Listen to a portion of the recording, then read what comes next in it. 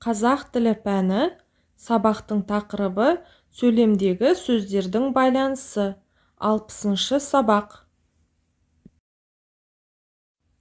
Бүгінгі сабақта сөйлемдегі бір-бірімен байланысып тұрған сөздерді сұрақ қою арқылы табасың. Көп нүктенің орнына керекті сөзді қойып сөйлемдерді жазасың. 42-ші жаттығу. Мәтінді оқиық. Қыста барлық адамдар қалың киім киеді, өйткені ол суықты денеге өткізбейді. Сонымен қатар дененің жылуын сақтайды. Себебі қалың киімнің арасында ауа бар. Ол даланың суығын ішке жібермейді. Оқушылар, бұл мәтін қыстық киімдер жайлы екен. Яғни адамдар денеге суықты өткізбеу үшін арнайы қыстық киімдер киеді.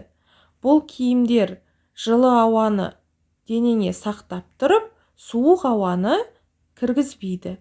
Мәтіннің атын қыстық киім деп қоюға болады. Осы мәтіннің алғашқы екі сөйлемінің байланысын табайық. Сөйлемдегі сөздердің байланысын біз сұрақ қою арқылы білеміз. Бірінші сөйлем. Қыста барлық адамдар қалың киім киеді. Қашан киеді? Қыста киеді. Кімдер киеді? Адамдар киеді.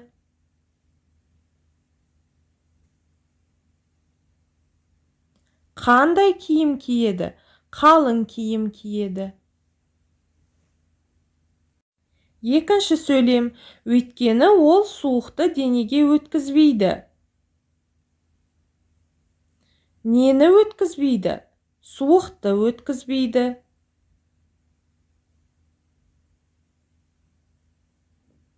Қайда өткізбейді?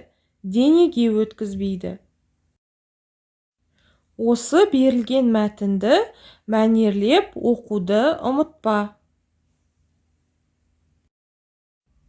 43-ші жаттығу. Мақалды жатқа жаз. Қыстың қамын жаз ойла.